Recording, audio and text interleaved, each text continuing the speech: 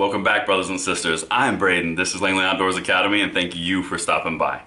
All right, guys, today we are going to do some content which I'm really looking forward to. I really want to know what you guys think because this one has lots of thoughts, lots of feels. Everyone has an opinion on it, so let me know what you think in the comments field below about basically the concept of medical marijuana users and Second Amendment people working together for a common good, because this has some potential for our country.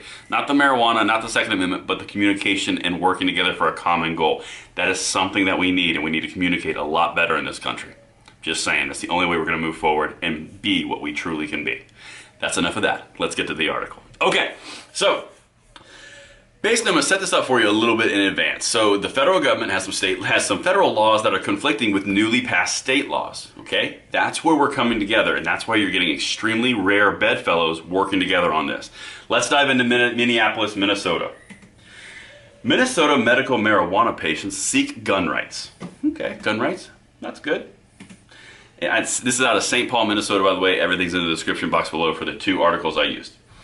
Staunch conservatives and advocates of legal marijuana have formed an unlikely alliance in Minnesota to pressure the legislature to allow medical cannabis patients to own guns. Now that's interesting, right? So that means someone's being prohibited of their firearms. Well, in 36 states in the United States, we use medical cannabis as a medical prescription. It's legal. But on a federal level, you're not allowed to use a Second Amendment right or a firearm if you're using an illicit substance, which is marijuana, because it's classified as Schedule 1. That's a little bit of background, but let's continue.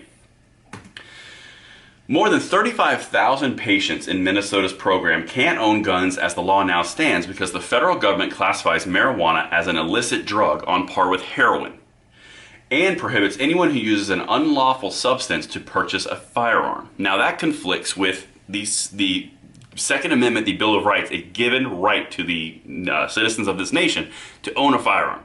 That's in there, that ain't moving. But in a state level, it's now legal. So now you've got some conflict, which is leading to some interesting outcomes. So some gun rights supporters and pro-legalization groups and legislators are lobbying during the special session to allow the Minnesota Department of Health to petition the federal government for an exemption. This change is being debated as part of the state's public safety and health and human services budget bills. So they're looking for an exemption. They're basically saying, hey, we don't want you to change the federal laws. We just want Minnesota not to be, or actually, yeah, Minnesota not to be a part of this. Not basically, let us do both. That's what they're basically saying, okay? If their effort is successful, the Star Tribune of Minneapolis reported this week, Minnesota would be the first of 36 states that allow medical marijuana in some form to appeal directly to the federal government on behalf of its enrollees. Now, why is this a big deal? Well, for me, one, people are talking together on different sides of the aisle for a common outcome, something that would benefit everyone, which is the way our system is designed to work. That's incredibly important. Even in the Second Amendment, we still need to hear people. I'm not saying do anything, I'm just saying hear them, okay? That's the first thing. The second thing is if we can get 36 or one of 36 states to get an exemption, that means the other 35 can also do an exemption, which means nationally, more people have gun rights, which means more gun owners, which means more gun contribution, which means more gun actions inside of the Second Amendment. And that's a benefit for us. Now, this is a very complex issue, of course, because you've got marijuana on one side, which people are either for or against, then you have guns, which people are either for or against, but they're coming together. And that's the important piece here, because we really need that.